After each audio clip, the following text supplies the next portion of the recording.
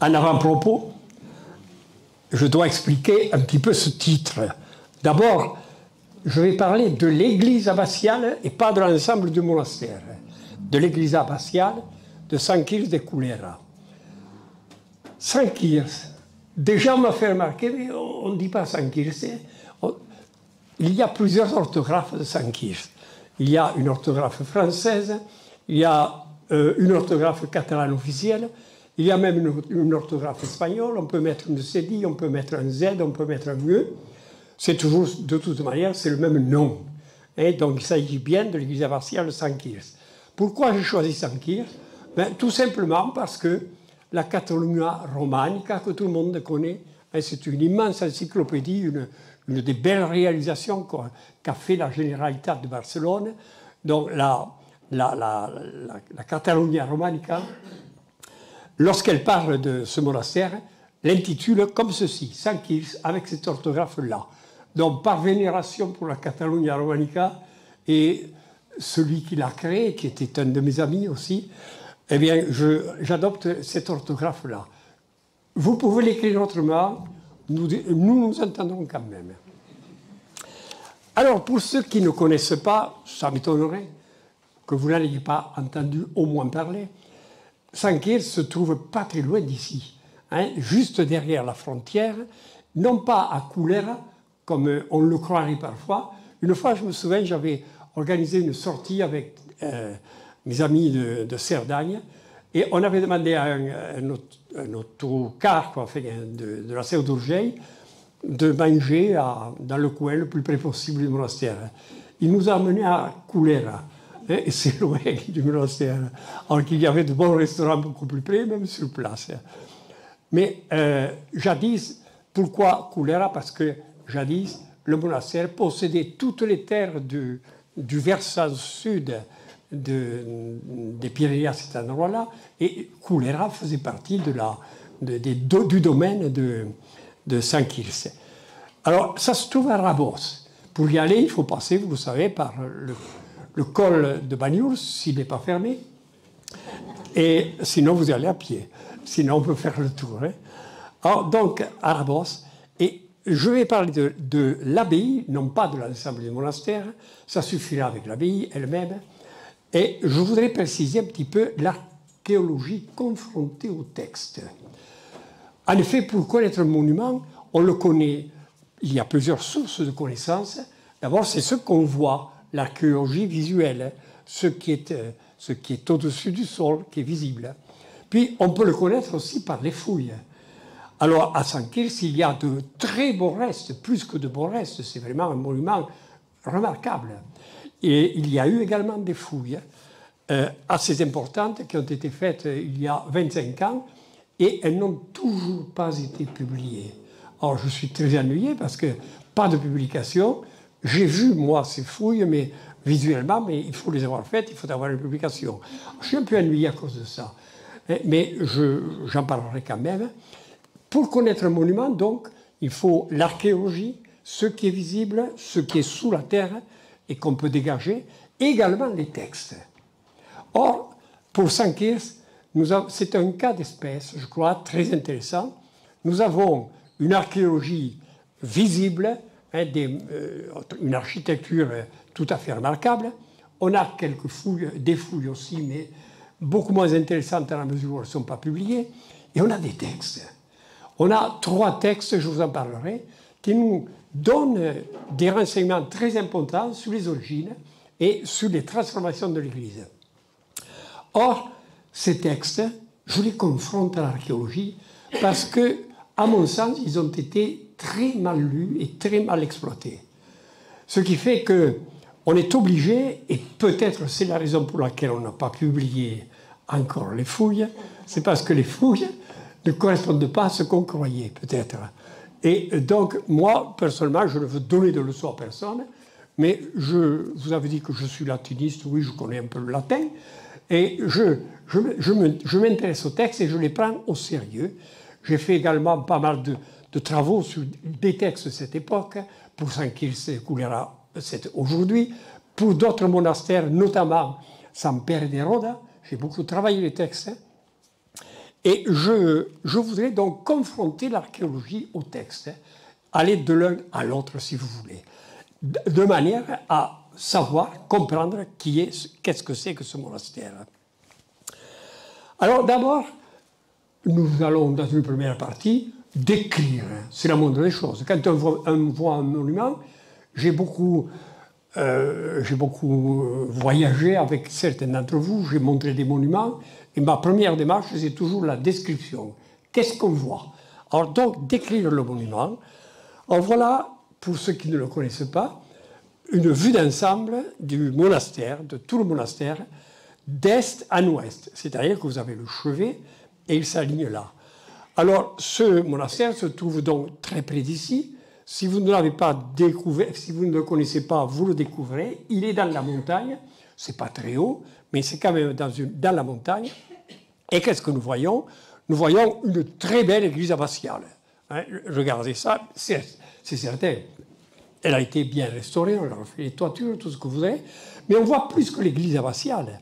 On voit même une clôture tardive, sans doute une défense. En général, moi je la daterai du XIVe siècle, parce que c'est à cette époque-là, autant en France qu'en Catalogne Sud, qu'on a clôturé le monastère. À cause au XIVe siècle, c'est une période trouble. Donc on a des vestiges de remparts ou des morceaux de remparts. Et on a même devant, à droite, nous avons une tour qui est conforme à ce qu'on faisait au XIVe siècle. Donc vous voyez très bien l'église. Vous voyez l'aire claustrale à gauche de l'église. Un bâtiment monastique, j'allais dire, à tout faire. Il a sans doute servi de dortoir pour la partie haute, de réfectoire pour la partie basse, peut-être à une certaine époque de cellier. Le reste des bâtiments monastiques a disparu, mais vous voyez à gauche un ensemble de bâtiments modernes, entre guillemets, effectivement, qui sont le résultat des transformations du palais abbatial qui se trouvait là. Hein, donc. Alors, les moines étaient dans la partie haute du cloître, un abbé à partir du XIVe siècle, un abbé commendataire, et ces bâtiments claustraux ont été habités pendant très longtemps. Je vous en parlerai tout à l'heure. Donc voilà, description, si vous voulez, vue d'ensemble, d'est en ouest. Dans l'autre sens, vue d'ouest en est, nous voyons la façade de l'église, et sans être très calé, si vous voulez, en archéologie, vous voyez très bien qu'elle a été refaite, cette façade, et que là, ce qui a été sans doute un clocher peigne, ouais, est bien abîmé, mais ce n'est pas tout à fait une façade d'origine. On voit à droite le bâtiment claustral dont je vous ai parlé tout à l'heure, et contre le bâtiment claustral, nous voyons l'ancienne façade. Vous le voyez, démolie là, hein, donc s'appuyant au bâtiment claustral, donc l'ancienne façade, car l'église a perdu une travée à un certain moment. Des traces de fouilles, des traces de remparts. Voilà, ce qui nous intéresse, c'est l'église, donc. Excusez-moi. Alors, je vous montre la tour en question, tour du XIVe siècle, avec un bout de rempart qui s'en va vers la gauche.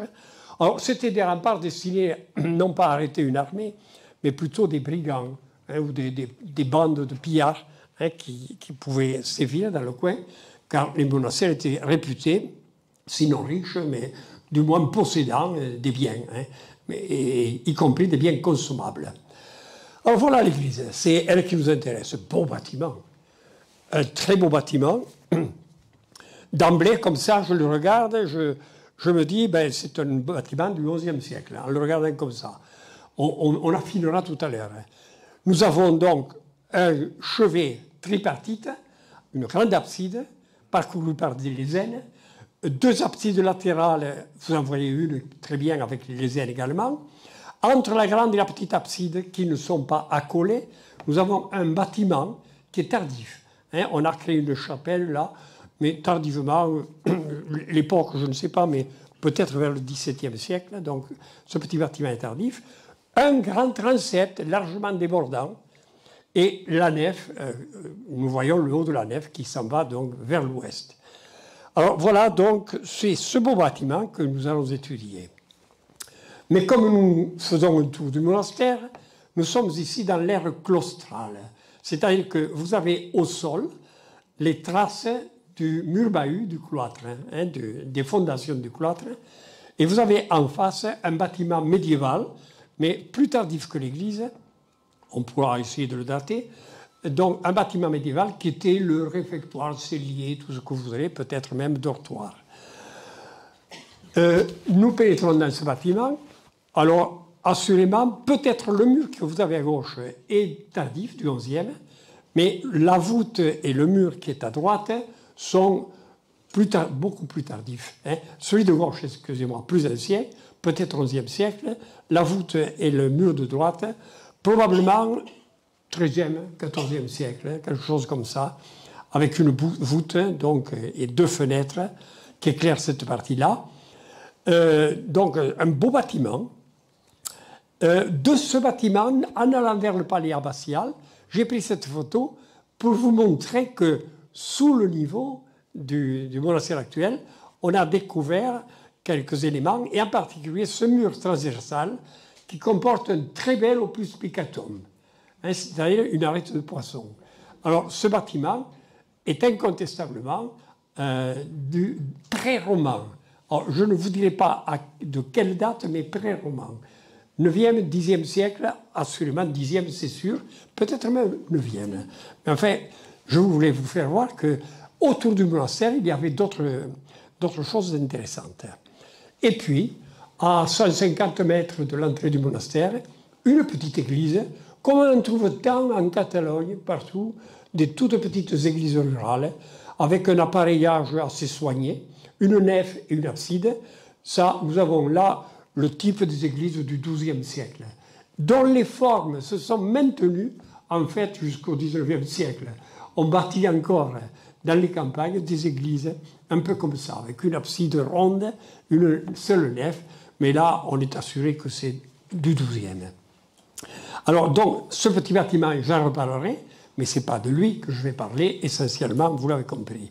C'est une église annexe, donc, qui se trouve devant le monastère. Alors, nous passons à la partie 2, après la description, l'histoire et l'archéologie de l'église. Alors, les origines du monastère nous sont connues par un jugement royal rendu le 24 mai 844. Nous avons donc là un texte fort ancien. Ce texte est très intéressant car il nous parle de la fondation de San Quirce. Ce document, c'est le plus anciennement connu pour le monument. Il y en a un autre aussi ancien pour le monastère, mais pour le monument que nous étudions, c'est-à-dire pour l'abbaye, c'est le plus ancien. C'est un jugement relatif aux biens fonciers revendiqués par le monastère et qui était contesté. Il ne fait aucun doute que le texte, dont on ne possède pas l'original, mais simplement des copies, a été interpolé. Alors, qu'est-ce que c'est que l'interpolation? Mais ça consiste à prendre un document ancien et à introduire dans le document des données fausses ou vraies, mais concernant une autre époque. Alors là, on a un document du 9e siècle, on a des interpolations du 13e, 14e. C'est-à-dire qu'à l'intérieur, on a mis des possessions de biens, des observations sur le monastère, sur les donations qui ont été faites. On arrive à distinguer assez bien les interpolations parce que quand il y a quelque chose de faux, un historien le détecte tout de suite dans le vocabulaire, dans la manière de présenter les choses. À un moment, il parle de la Catalogne. Bon, au IXe siècle, la Catalogne, on peut être sûr que ce passage parlant de la Catalogne est faux. Mais ça ne veut pas dire, comme on l'a cru, que ce document est faux. Pas du tout. On a interpolé. Et pourquoi interpolait-on? Mais tout simplement parce que quand on a un document très ancien, qui est attribué à Charlemagne, eh bien, on va attribuer à Charlemagne des donations du XIIIe ou du XIVe siècle. Ça fait mieux quand même. C'est du solide. Hein. Alors, voilà pourquoi il est interpolé. Mais on arrive à le lire, et les parties que je vais vous montrer maintenant, alors, je ne les ai pas mises en latin parce que je ne veux pas vous affliger, je les ai traduites moi-même. Ces parties-là sont les parties, pour moi, les plus intéressantes pour la connaissance du monastère, et je dirais des parties sûres. l'affaire suivante fut présentée devant le très glorieux roi Charles. Il s'agit de Charles le Chauve, Charles II, le fils de Charlemagne, siégeant au monastère Saint-Sernin près de Toulouse, concernant d'une part le comte Alaric d'Ampurie, d'autre part le moine Guiemundus et son monastère de Saint-Cyr et Saint-André, situé au territoire de Tolone, c'est Peralada, Tolone c'est Peralada. Le jugement fut transmis par le roi Charles, susnommé, à Gondemar, évêque de Gérone. Le susnommé Guiemundus vint en notre présence, portant une réclamation contre le susnommé Alaric, comte, en faveur de son monastère de Saint-Cyr et Saint-André, et déclarant ceci. Mon oncle, c'est Guiemundus qui parle, mon oncle Libentius, en même temps que mon père Assinarius, par précepte du très glorieux seigneur Charles le Grand, Charlemagne, empereur, ces deux donc prirent possession du castrum de Tolone et de son territoire, de ses dépendances, de toute la terre de la montagne et de la vallée Liocarcaria. En ce lieu, ils firent des plantations et ils bâtirent le monastère de Saint-Cyr et Saint-André. Commentaire de ce texte, de ce jugement. Alors, je ne vous ai pas mis Charles le Chauve, mais c'est une miniature du IXe siècle, c'est-à-dire de l'époque de Charles le Chauve, qui représente en fait le jugement de Salomon. Comme il s'agit d'un jugement, vous allez écouter donc mon commentaire à partir de ce jugement.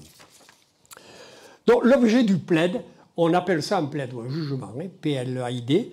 L'objet du plaid, c'est que les terres du monastère, dit le moine Guiemundus, nous appartiennent, c'est à nous, parce qu'elles ont été données à ces deux fondateurs du monastère, qui sont d'ailleurs mon père et mon oncle.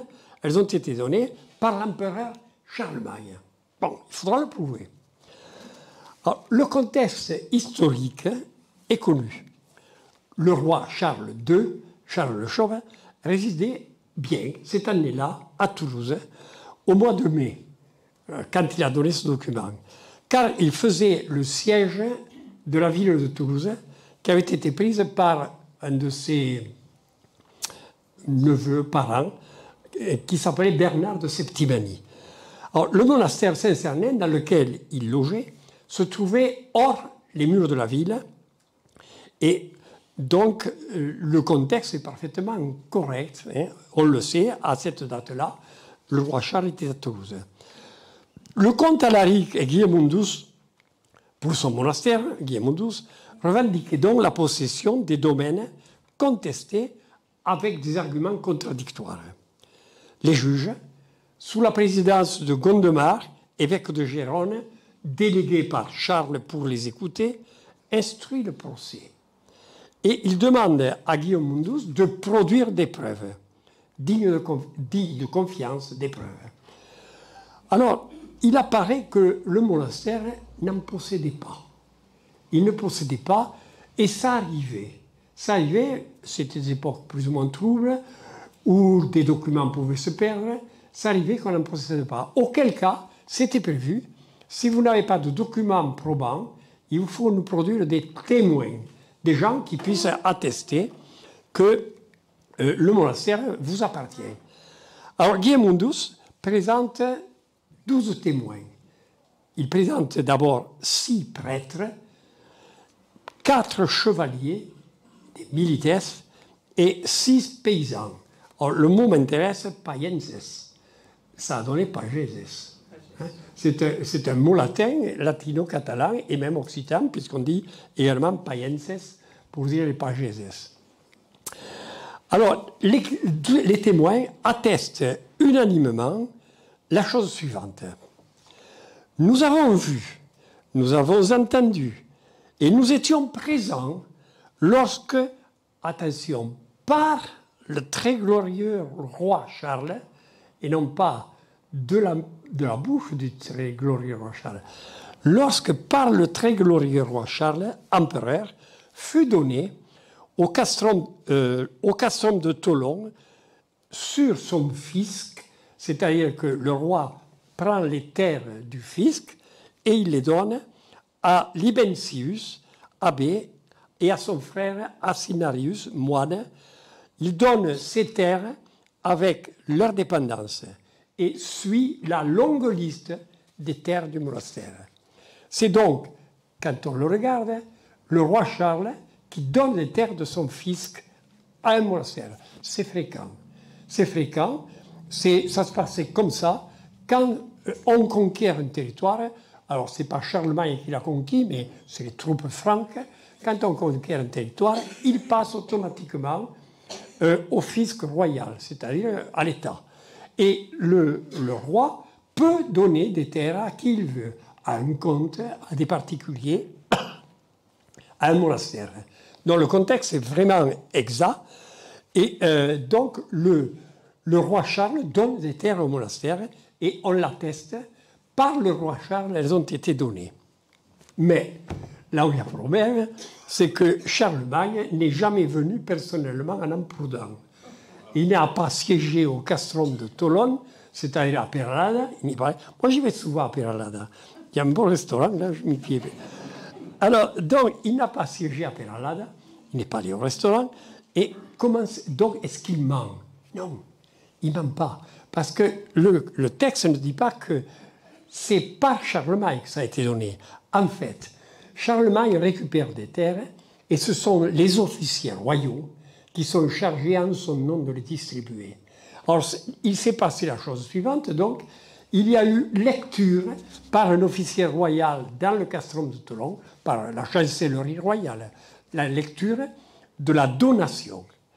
Et donc, les 12 témoins ont assisté effectivement à la donation, ils attestent que c'est vrai, et le jugement, par contre, Alaric, le comte, n'arrive pas à produire la même chose. Il avait dit c'est à moi, c'est à mon père. Bon, ça va. Mais il n'arrive pas à produire le même témoignage. Et donc, Charles décide que ces terres appartiennent bien au monastère. Voilà. Alors, donc, c'est une chose assez fréquente. Les monastères qui ont gardé les donations restent rares. Je n'en connais qu'un pour la région, avec le test authentique. C'est, autrement dit, avec la signature de Charlemagne, c'est le monastère de la Grâce, qui a gardé sa charte de fondation et ses donations. Donc, pour ce monastère, donc, on peut considérer que le jugement est correct. Alors, donc, ceci étant dit, on peut considérer comme tout à fait recevable le fait que ce monastère ait été donné sur le fisc impérial par la chancellerie royale de Charlemagne. On apprend autre chose par ce texte, c'est qu'il est dédié, le monastère, on ne parle pas de l'église, mais le monastère, il est dédié aux saints Cyr et André. Donc, Cyr, c'est un martyr qui a subi la persécution à Tars, en Cilicie, avec sa mère Julite, Cyr et Julite. Et André, l'autre patron du monastère, donc je pense que le culte de Cyr est arrivé ici, chez nous, à l'époque visigothique. Et l'autre patron, c'est André. Or, il se trouve que beaucoup de monastères carolingiens possèdent la titulature de Saint-André en premier ou en second lieu. Donc on a 2 titres tout à fait sûrs, si vous voulez, il n'y a pas de problème. Alors, on n'a pas la titulature de Benoît, car dans les textes suivants apparaîtra Cyr, André, Benoît comme patron du monastère. Pourquoi pas Benoît en 844? Mais c'est parce que je pense que la réforme grégorienne, la réforme monastique, est faite par Benoît d'Aniane et imposée par Louis le Pieux. Cette réforme n'était pas encore arrivée de l'autre côté des Pyrénées en 844. Elle avait eu lieu, cette réforme avait été faite côté nord des Pyrénées, mais en 844, on n'avait sans doute pas passé de l'autre côté. Et voilà pour la raison pour laquelle on n'a pas mis Benoît comme l'un des patrons du monastère. Alors, nous avançons maintenant pour comprendre un peu mieux ce monastère, dont on peut dire qu'il a été fondé, c'est sûr, entre 800 et 815, puisque c'est par Charlemagne et qu'il était empereur. Empereur en 800, mort en 815. Il s'agit donc de l'un des plus vieux monastères assurés d'Espagne. Donc, après l'invasion arabe, donc, tous les monastères ont disparu. Et c'est un des tout premiers, avec San Pere de Roda, qui est à peu près contemporain. Et il n'y a rien d'étonnant à cela. On est trop proche de la frontière. Et c'est là que les Arabes sont partis le plus vite. Ils ont quitté Narbonne en 959. Enfin, ils ne l'ont pas quitté. Ils ont été chassés en 959. Et en 960, le Roussillon et les terres de l'autre côté des Pyrénées, vers 960, 760, ces terres étaient libérées. Donc, monastère fondé entre 800 et 815. Nous avons un texte très important maintenant, c'est un texte qui date de 935, début du Xe siècle. Il est donné par l'évêque de Vigo de Gérone. Alors, les Catalans disent Guius, c'est-à-dire Guy. Moi, j'ai pris le texte latin, c'est Vigo en latin. Alors, l'évêque Vigo de Gérone consacre les 3 églises du monastère. Et c'est là qu'il y a eu problème pour certains. Alors, je vais vous faire donc le commentaire de l'acte de consécration, dont je ne retiens que les passages essentiels. L'an de l'incarnation de notre Seigneur Jésus-Christ, indiction 8, eut lieu la visite de l'évêque du siège de l'église de Gérone en personne, le Seigneur Vigo, à la suite de nombreuses sollicitations de l'abbé Manuel, qui avait entrepris la reconstruction des églises ecclésiarmes des saints, Cyr, André et Benoît. Il est bien question d'églises au pluriel. Après avoir été arasées jusqu'aux fondations, ces églises, arasées avec l'église dans le texte, donc après avoir arasé jusqu'aux fondations de ces églises, tout ce qui était inutile, il met de côté les déblais et il reconstruit avec les moellons et les pierres utilisables. Ensuite, il orne ces nouvelles églises avec des images, des vêtements liturgiques et tout ce qui convient. Ayant constaté cela, l'évêque en personne, à la prière de l'abbé susnommé, s'approcha et après une observation dévote des églises, il les bénit et les consacra. Alors, j'ai pris le texte tel qu'il est et qui me paraît tout à fait sûr. Il n'est pas question d'une, mais de 3 églises.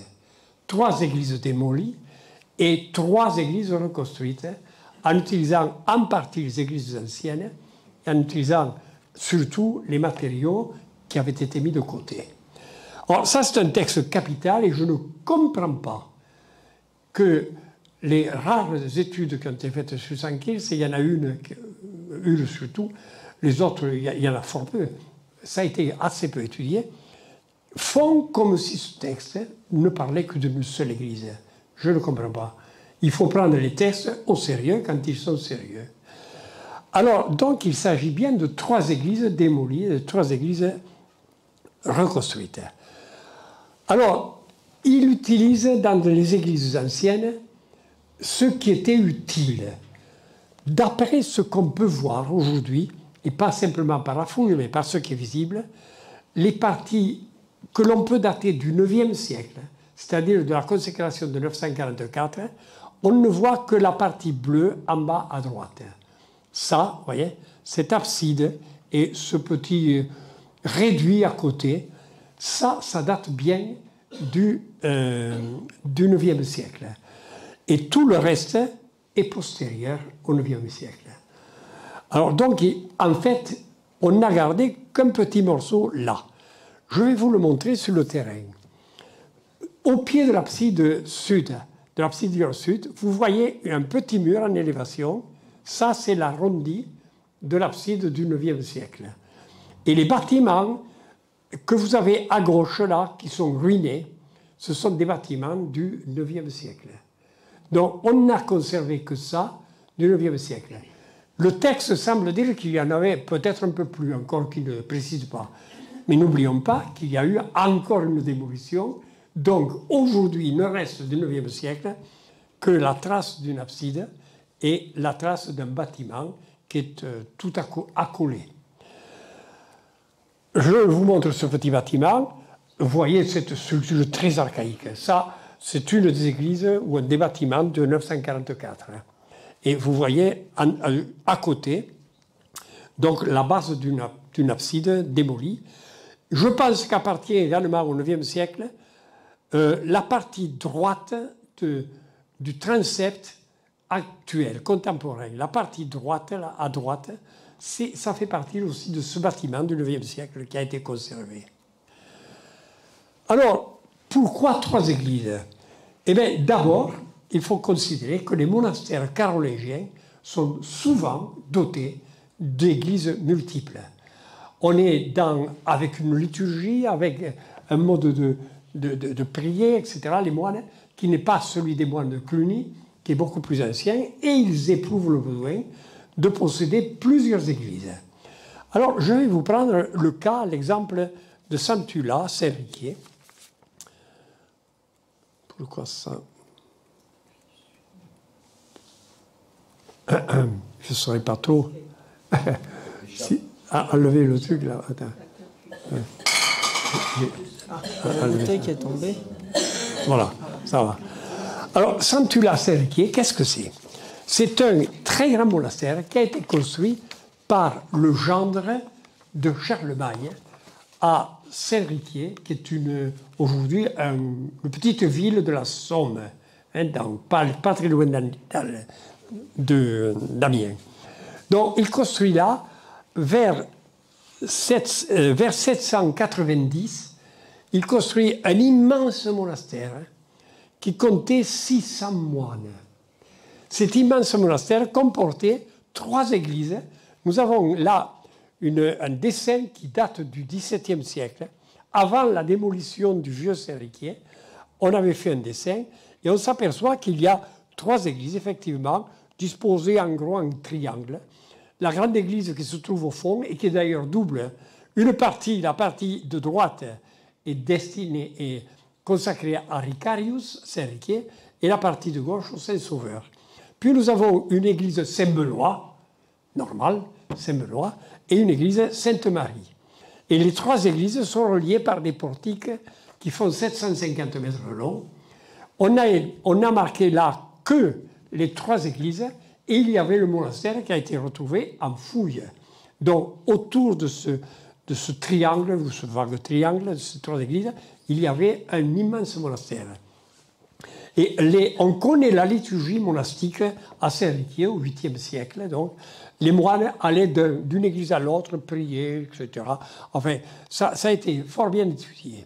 Donc, je ne veux pas rentrer sur la liturgie monastique à Saint-Riquier, mais vous faire voir que les moines, enfin, au 8e siècle, on avait dans les monastères très souvent des églises multiples. Je voudrais vous parler également, avant de passer à Saint-Michel-Couchat, il y a un autre monastère mythique un petit peu, c'est celui qui a été fondé par Benoît d'Aniane. Benoît d'Aniane, c'était le conseiller ecclésiastique de Charlemagne, et par lui, on a introduit la nouvelle réforme bénédictine de Benoît de Nursie en Europe. Benoît d'Aniane est venu à Aniane, donc sur les terres de son père, et il a bâti là 2 églises, une dédiée à Benoît et l'autre à Sainte-Marie. Donc on sait qu'à Aniane, il y avait 2 églises monastiques. Je me rapproche un petit peu, j'ai parlé de Saint-Riquier et d'Aniane parce que c'est des monastères phares.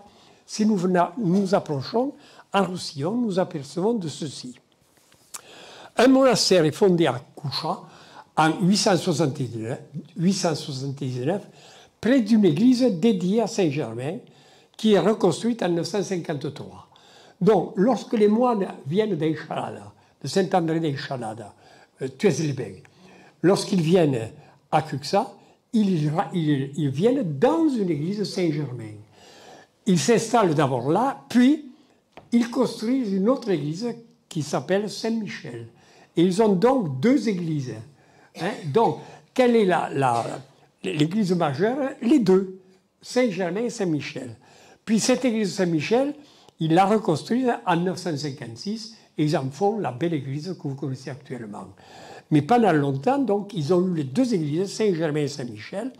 Et après la reconstruction de la grande église, le monastère qui avait les deux titres n'en prend plus qu'un, qui s'appelle Saint-Michel. Tout ça pour vous dire que même en Roussillon, tout près de Saint-Quirce, on a des monastères avec des églises multiples. Mais ça n'est pas fini. On a ces églises multiples, et voilà que vers 1025, l'abbé Oliva, donc l'abbé Oliva, vient et construit encore de nouvelles églises. Alors vous les connaissez, je n'ai pas besoin de vous mettre tellement de photos. Vous avez le Pessévre, l'église du Bas, qui se trouve devant, dédiée à Marie de la Crèche, entourée par deux nefs qui étaient dédiées à Raphaël et à Michel, ça fait donc 3. Et au-dessus de Marie, il établit une autre église qui est consacrée à la Sainte Trinité. Alors nous avons à Coucha Saint-Michel, Saint-Raphaël, Saint-Gabriel, Marie et la Trinité. 5 églises. Hein? Donc, toujours dans cette ambiance carolingienne. Et comme M. Heitz, qui était l'un des grands spécialistes de l'art carolingien, et qui venait très souvent à Coucha, disait que Saint-Michel-Coucha, c'est le dernier phare qui brille encore à l'orée du XIe siècle et qui fait le lien entre l'époque carolingienne et le nouvel art roman qui va apparaître. On est dans les deux, avec des liturgies au départ qui devaient être très proches des liturgies visigothiques. Alors, je vous montre la crypte, là, que vous connaissez bien, dans le Pessévre. Donc, Saint-Michel-Coucha. Si nous regardons Saint-Martin du Canigou, il existe au Xe siècle, sur les flancs du Canigou, une petite église dédiée à Saint-Martin, toute petite, à moitié enterrée dans la roche, d'ailleurs. À l'initiative du comte Guiffret, entre 1007 et 1009, cette église est agrandie et consacrée pour une nouvelle communauté monastique. Elle est dédiée à Martin, Marie et Michel. En 1014, est consacrée une église dédiée à Martin, au-dessus de la première, désormais dédiée à Marie. Alors, l'église basse de Saint-Martin, à partir de 1014, devient l'église Sainte-Marie, et au-dessus de cette église, on construit la nouvelle église Saint-Martin. Ça me fait 2, bien séparées, avec des consécrations séparées. Peu après, donc, une petite église est encore dédiée à Michel, au-dessus des portes du monastère. Plus tard encore, au XIIe siècle, on construit une autre église, toute petite, dédiée, alors je me suis trompé, à Saint-Godéric, à Saint-Godéric et non pas à Saint-Martin. Alors nous avons comprimé dans un même monument plusieurs églises à Saint-Martin du Canigou. Vous me direz, c'est plus tardif que Saint-Quirce. Oui, encore que la première soit à peu près contemporaine, mais ça veut bien prouver qu'en Roussillon, dans les Pyrénées-Orientales, il y avait dans les monastères des églises multiples. C'est ce que je voulais vous faire voir. Alors, je vous montre Saint-Martin du Canigou, l'église basse, bien sûr. Je vous montre l'église basse dédiée à Marie, construite à partir de 1014. Et au bout se trouve l'ancienne église Saint-Martin. Je vous montre le plan de l'église supérieure et je vous montre l'église supérieure. On a vraiment là 2 églises, Marie et Martin. Et nous voyons le clocher avec, au bas du clocher, une petite, comme vous voyez, un petit arrondi là, qui est l'abside de la petite église dédiée aux Saints Anges, donc ici à Michel. Et à gauche, complètement à gauche, une église un peu plus tardive que les autres, qui est dédiée à Saint-Godéric. Nous avons donc aucun égout, 2, 3, 4 églises, hein, dans un même ensemble. Enfin, je voudrais m'intéresser aux 2 églises pré-romanes de Sournia, parce qu'elles vont nous servir, ces 2. Il y a à Sournia 2 églises pré-romanes. La plus ancienne étant celle du haut, non, celle du bas, excusez-moi, celle du bas, avec un chevet quadrangulaire, une muraille où se trouvaient 2 fenêtres qui éclairaient l'église, une porte à droite, une porte en bas, donc une église bien autonome. Et voilà qu'on construit contre cette église une nouvelle église avec une abside arrondie et avec un passage pour faire communiquer. Le premier passage, ce que vous voyez pointu là, c'est une fenêtre, une porte, une fenêtre, une porte, mais des portes 70 cm de large, pas plus. On a donc 2 églises à coller. Malheureusement, pour Saint-Michel, on ne possède qu'un texte qui nous parle de Saint-Michel vaguement. On ne sait rien de ces églises ni des dates. Il est certain qu'elles sont pré-romanes, ça c'est sûr. Il est certain, à mon sens, à cause de la typologie, que la plus ancienne, c'est celle du bas. Et l'autre a été ajoutée contre. Mais je voulais vous faire voir que dans un même monument, alors voilà la seconde église, vous savez que Saint-Michel-Sournia, c'est quand même très beau. Il vous faut aller le voir aussi, si vous ne le connaissez pas. La seconde église est une communication avec l'église de gauche. Donc vraiment, on a un chœur, une abside, un autel, une nef. À gauche, une porte avec une nef, un chœur et une abside du moins et un autel. Donc 2 églises vraiment séparées sous le même toit. Alors ça m'intéresse beaucoup pour la suite. Les vestiges archéologiques du début du Xe siècle dans l'église actuelle de Saint-Cirque. Donc je vous ai montré tout à l'heure les vestiges du 9e, nous allons voir ceux du 10e. Alors, nous allons regarder d'abord, qu'est-ce que nous voyons? L'aire claustrale, la photo est un petit peu ancienne, elle est un peu mieux nettoyée maintenant, mais on s'aperçoit qu'il y a un cloître, pour commencer. Une aile de cloître, du moins, avec des portes, une porte à gauche qui est plus tardive, elle s'est écroulée. Quand on regarde le bâti de cette aile de cloître, c'est incontestablement du Xe siècle. Cette aile de cloître s'appuie sur une autre muraille par derrière, qui est incontestablement du Xe siècle également, avec son opus picatum également. Et au-dessus, on a, au-dessus dans la nef, si vous voulez, le haut de la nef est du XIe siècle, disons, roman. Donc en bas, c'est pré-roman, en haut, c'est roman. L'angle que nous avons, voilà, je vous montre le cloître, un cloître très archaïque, avec des chapiteaux massifs. Il s'agit sans doute, mine de rien, peut-être du plus ancien cloître d'Europe. Enfin, en tout cas de France, du plus ancien. On n'a pas de cloître du Xe siècle dans cet état. Voilà, regardez comment c'est archaïque. Donc, un cloître très primitif. Il devait y avoir 3 autres ailes, mais on a des fondations, mais après tout, ces fondations ont été peut-être établies plus tard. On a peut-être agrandi le cloître. On a ajouté 3 autres ailes, car il était fréquent qu'on n'ait qu'une aile claustrale contre l'église. Alors, quand je regarde maintenant l'abside, comment dirais-je, le transept, côté sud, nous avons là cette espèce de curiosité qui daterait du 9e siècle, d'après tous les archéologues, et le bas du croisillon sud du transept, qui sont également du 9e siècle. Pourquoi a-t-on conservé ça? Point d'interrogation, personne ne peut y répondre. On a conservé des éléments du 9e siècle qui ont peut-être été intégrés plus tard à ceux du 10e, puis à ceux du 11e. On les a conservés. Alors, pour en revenir à ce que je voulais vous dire, le croisillon sud du transept n'est pas en totalité du 10e, mais une partie simplement. Nous continuons.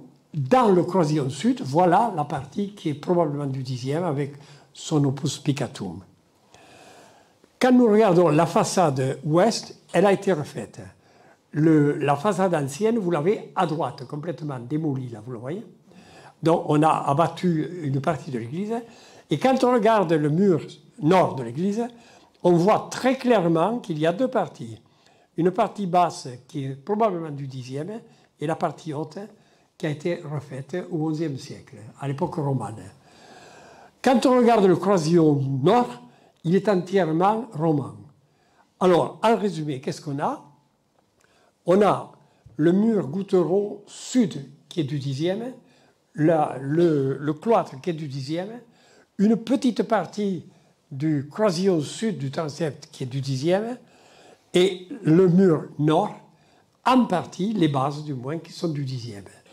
Donc, quand on résume tout ça, on s'aperçoit qu'on a du Xe siècle. Cette église actuelle a été bâtie sur l'église du Xe siècle.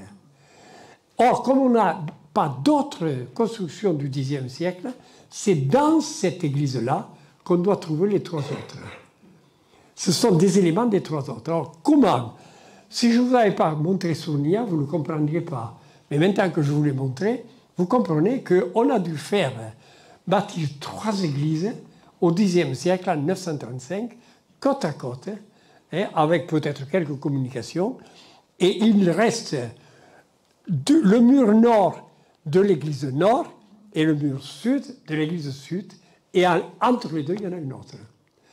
Alors, si nous regardons un plan, nous avons le plan, nous regardons l'intérieur du monde de l'église. Qu'est-ce que nous voyons?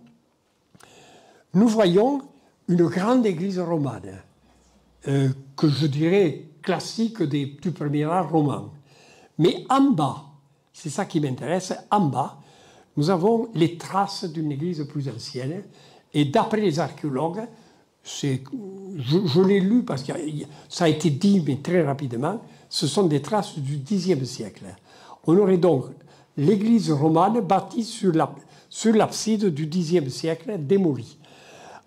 Or, il ne s'agit pas d'une abside, mais d'une crypte. Car, regardez, nous avons deux marches d'escalier qui descendent dans la crypte. Alors, vous voyez très bien, c'est la partie basse qui est du Xe siècle, qui est une crypte, et il y avait forcément au-dessus un plancher et un chœur surélevé, donc 2 mètres à peu près au-dessus. Alors, ce plancher et ce chœur surélevé ont disparu quand on a bâti l'église du XIe siècle. On l'a même recouvert complètement, ça a complètement disparu, et l'église du XIe siècle ne possédait pas de crypte, alors que l'église du Xe siècle en possédait une. Alors, il me vient, qu'est-ce que c'est qu'une crypte? Une crypte, c'est le lieu où l'on vénère des reliques. Or, probablement ici, les reliques de Cire, c'est Kirth, probablement. Alors, il me vient à l'esprit une phrase curieuse. L'évêque Vigo, lorsqu'il consacre ces églises, il les admire dévotement. C'est très curieux. Qu'est-ce que ça veut dire? Il les admire dévotement. Autrement dit, il est étonné et il est touché par quelque chose. Moi, je crois qu'il est touché, enfin, c'est une hypothèse, par la présence d'une crypte, car il n'y en a pas ailleurs. C'est la première crypte qu'il voit. Alors, donc, il admire dévotement parce qu'on doit lui montrer sans doute la crypte avec les reliques de cire, peut-être. Vous voyez, enfin, c'est une hypothèse. Là, je ne vous oblige pas à le croire. Mais c'est vraiment quelque chose de très exceptionnel. Là, l'archéologie devra nous dire un petit peu ce qu'il en est. Dans l'église, j'ai vu ce qu'on m'a laissé voir, c'est-à-dire ce que vous verrez vous-même si vous y allez. Vous verrez que l'ancien plancher, enfin le sol, a été magnifiquement refait. Mais on a laissé par endroits des murs de fondation. Or, ce mur de fondation n'est pas le mur de fondation de l'église romane. La pile de l'église romane est à droite. C'est un mur qui a été conservé et qui est dans le prolongement de la crypte du Xe siècle. Donc, il y a là un mur de séparation du Xe siècle. Et on a la même chose de l'autre côté. Nous avons donc l'église nouvelle n'a pas été bâtie sur les fondation ancienne, mais les piliers de l'église nouvelle sont à côté. Et nous avons, alors, pour vous essayer de faire... Voilà, je vous montre de l'autre côté, vous voyez, le mur qui se prolonge et qui est à l'intérieur de la nef. Et non pas, il ne supporte pas la nef. On a gardé les fondations de l'église antérieure et de la crypte antérieure. Alors, comment concevoir la présence de trois églises dans le périmètre de la basilique actuelle? L'ensemble pré-roman de Tsurnia pourrait fournir une piste.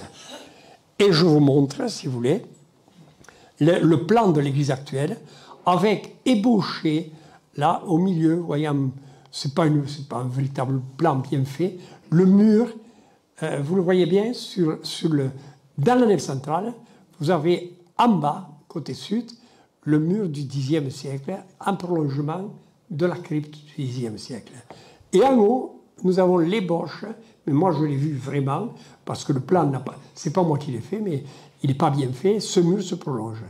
Nous avons donc une nef dans le prolongement de l'abside du Xe, de l'abside de la crypte. Et ce mur détermine une nef. Détermine une nef de 4 mètres environ de largeur. Et nous avons au sud et au nord de ces deux murs, en tenant compte du fait qu'il est probable que les murs gouttereaux de l'église actuelle, ceux qui sont en tracé continu là, sont des murs du Xe siècle également dans les bases, nous avons bien une nef au nord, 4 mètres, une nef au centre, 4 mètres, une nef au sud, 4 mètres. Et là, le total, ça donne 12 mètres. Et les trois rassemblés, c'est la largeur de l'église actuelle. Est-ce que vous avez compris ma démonstration, hein? Autrement dit, nous avons Tsurnia, mais pas en deux, en trois. Et à Tsurnia, c'est à peu près la largeur. Ouais. Si on ajoutait une nef supplémentaire, ça ferait 12 mètres aussi. Alors voilà, donc, je pense, le mystère. On n'a pas voulu voir ça. On n'a pas voulu voir ça. On n'a pas voulu voir qu'en fait, même dans l'archéologie, même sans avoir fait les fouilles, on peut le retrouver. On peut le retrouver, et puis on a la preuve que ça existe ailleurs, donc des nefs accolées, avec probablement un passage ici de l'une à l'autre, hein, probablement. Alors, l'église consacrée en 1123, donc on consacre en effet une troisième église en 1123. On est à l'époque romane et tout a changé. Les liturgies ne sont plus les mêmes. Et désormais, c'est Cluny qui impose sa liturgie dans tout le monde monastique occidental, hein, à la fin du XIe et au XIIe siècle. Et alors, un nouvel abbé décide de transformer cette vieille église, ces trois vieilles églises, qui devaient être pas très commodes, puisqu'on adopte les liturgies monastiques de Cluny, hein, pour créer une nouvelle église qui ressemble à quelque chose, et notamment aux églises catalanes du XIe siècle. L'année 123 après le millénaire, donc c'est 1123. Indiction 1. Le seigneur Béranger, par la grâce de Dieu, évêque de l'église de Gérone, vint, accompagné des très révérends et très nobles personnages, à savoir Arnal, évêque de Carcassonne, et Pierre, évêque d'Elne. Il vint afin de consacrer l'église, ecclésiam. Là, ce coup-ci, il n'y a pas de problème. Hein. C'est une église. Il vient de consacrer l'église située dans le Pagus de Peralada, en l'honneur des saints Cyr, André et Benoît. Alors, ce coup-ci, c'est une église en l'honneur des trois, avec certainement 3 autels. Mais précédemment, ce n'est pas 3 autels, c'est 3 églises. Et juridiquement, d'ailleurs, dans les actes précédents, les biens étaient donnés aux 3 églises. Donc, canoniquement parlant, il s'agit d'églises, précédemment, ayant une capacité juridique individuelle. Alors que cette fois-ci, il n'y a qu'une église, mais par contre qui reprend les titulatures anciennes, avec, je pense, au centre Cyr, et avec sa crypte. Mais le texte n'en dit rien, de la crypte, rien, mais elle a été démolie, vous l'avez vu. Hein, on l'a démolie. Parce que, je ne sais pas, je ne peux pas deviner pourquoi. Alors, la voilà. Alors, quand on la regarde, Ben, il n'y a pas de problème. On est un pays connu. On a un transept bas, c'est plus bas que la nef, voûté comme dans toutes les églises romanes, 3 grandes absides, une abside centrale, 2 absides latérales, la nef qui se tire vers l'ouest, des fenêtres ébrasées extérieurement et intérieurement, des lesènes avec des petits arcs. On pense, par exemple, à l'église Sainte-Marie de Roses, pas loin de là. On pense à San Michel de Fluvia, toujours à Nampurdam. Donc, on a une église classique, si vous voulez, et en Catalogne, à San Pere de Caceres, par exemple. On a l'église classique du premier âge roman, tel que Puig Cadafal l'a défini, c'est-à-dire des moellons assez réguliers, débités au marteau, disposés en assises régulières, et donc largement ouvertes à l'intérieur, comme vous allez le voir. Donc tout ce qu'il y avait du Xe siècle ou du IXe a disparu. S'il en restait encore, ça a complètement disparu. Voilà l'intérieur, hein, une belle élévation, des voûtes en plein centre. Le mur oriental scandé par des lesènes, pas par des lesènes, des pilastres plutôt. On aperçoit à la suite de la fouille la crypte. On devine où devait se trouver le plancher de la crypte à peu près, le niveau où il était. Hein, donc c'est le niveau d'où partent les colonnes là. Donc on a une église vraiment, on se sent à l'aise là, on comprend. Hein, c'est des choses connues. Alors quand on rentre à l'intérieur, je me tourne vers l'ouest et je vois la nouvelle façade, mais l'ancienne devait être pareil. Vous voyez les arcs doubleaux, les arcs qui portent la voûte. Vous avez des arcs latéraux qui font communiquer la nef centrale avec la nef latérale. Les nefs latérales étant beaucoup plus étroites, hein, la nef centrale est passée de 4 à 6 mètres de large. On voit d'ailleurs à gauche, en bas, le mur, ouais, de la nef du Xe, le mur d'une église, des 2 églises du Xe siècle, de ce côté-là. Donc, ensuite, tout se transforme. Désormais, on n'a pas 3 nefs à coller, sans doute, je pense qu'elles devaient être toutes les 3, comme à Saint-Michel-de-Souria, sous un même toit, sans voûte. Ici, nous avons des piles articulées, autrement dit des piles cruciformes, avec le départ des arcs de séparation des 3 nefs et les arcs qui portent la voûte. Donc, la pile articulée, c'est le signe de l'arrivée de l'art roman. Et l'église est très aérée, donc. Nous avons les bas-côtés beaucoup plus étroits. On comprend pourquoi, puisque les piles ont été déportées dans les anciennes églises, hein, de chaque côté. Nous regardons là, dans ce sens, vers l'ouest. Hein, donc, oui, vers l'ouest. Les nefs latérales sud, donc. Nous avons encore une de ces piles articulées et nous voyons déjà l'ouverture des absidioles qui se trouvent à droite. Une autre nef encore, c'est la nef nord, avec, regardant vers l'ouest également, et toujours ces piles articulées.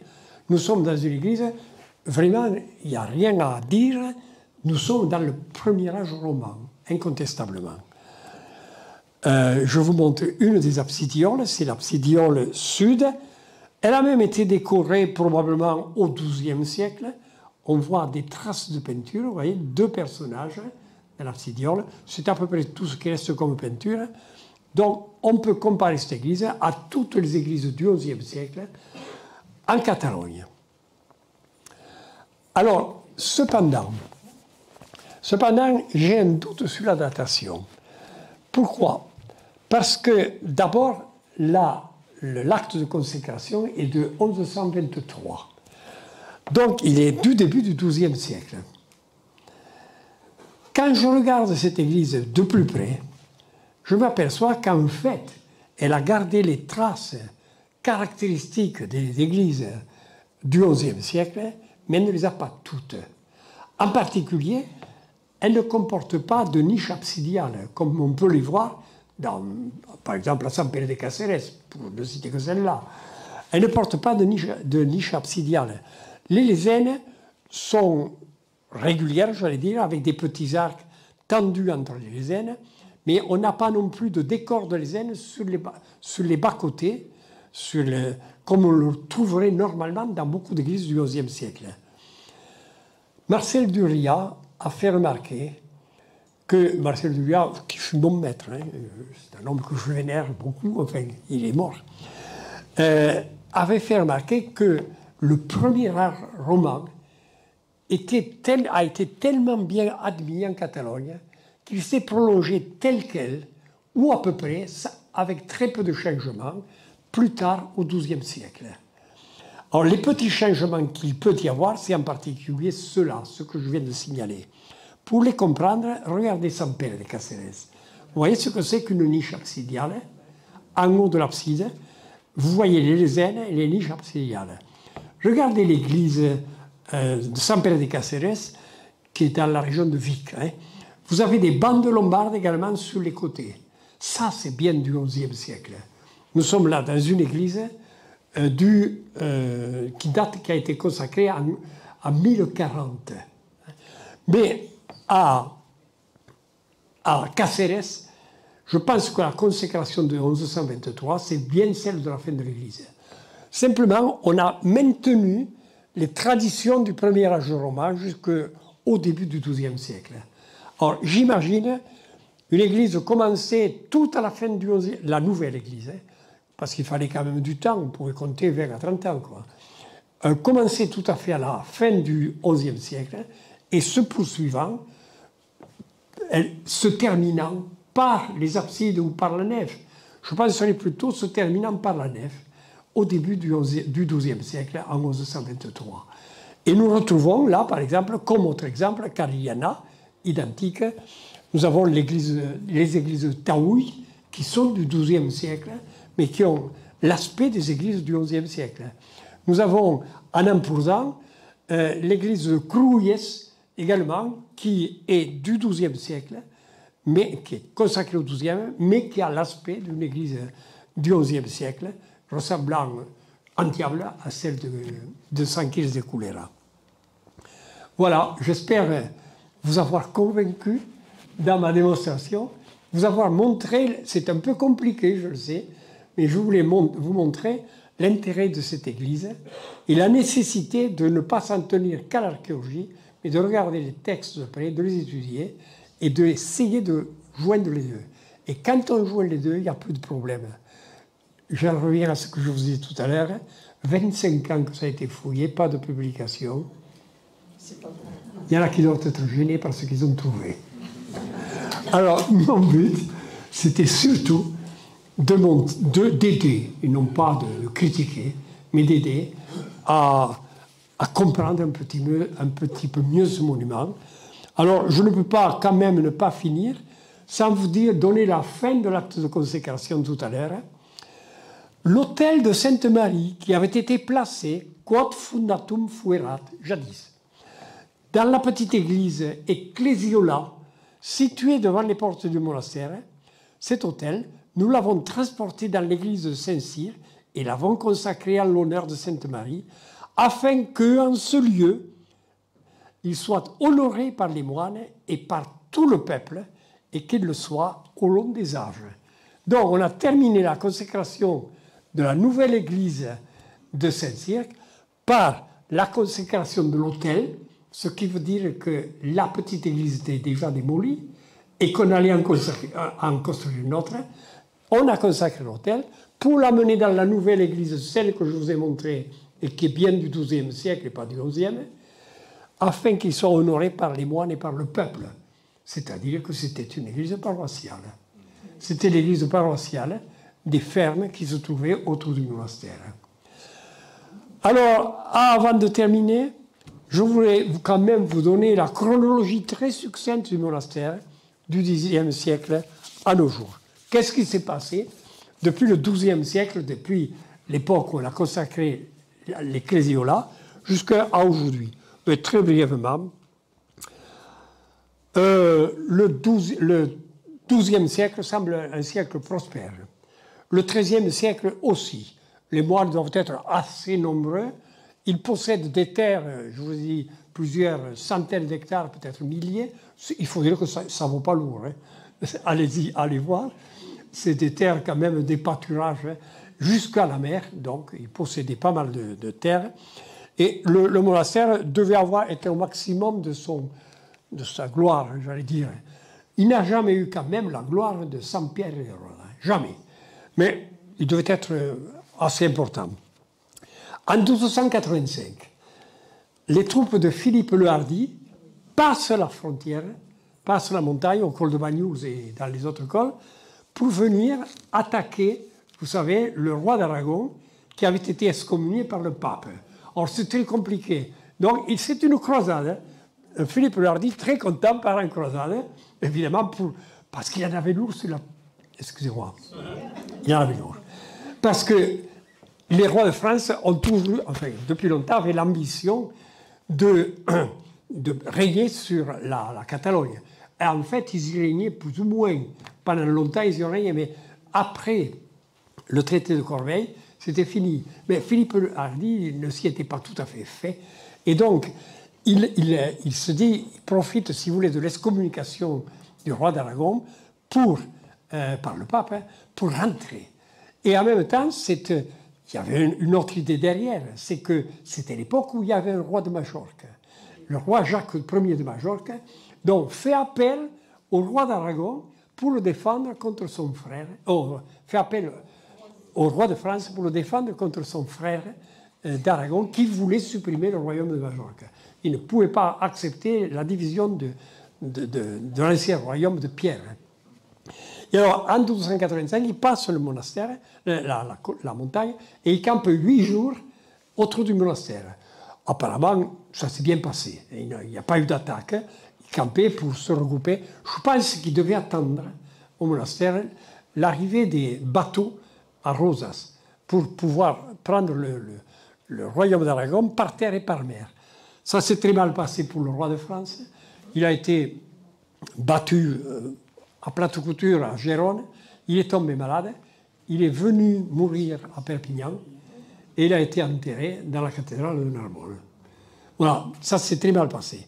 Quant au monastère, il a continué à vivre pendant quelque temps, mais il apparaît, parce qu'on a quand même quelques textes, qu'il rentre très vite en décadence. En 1441, le monastère est dit décadent spirituellement et matériellement. Donc, ça veut dire qu'il y a très peu de moines et il n'a plus beaucoup de terres exploitables ou exploitées.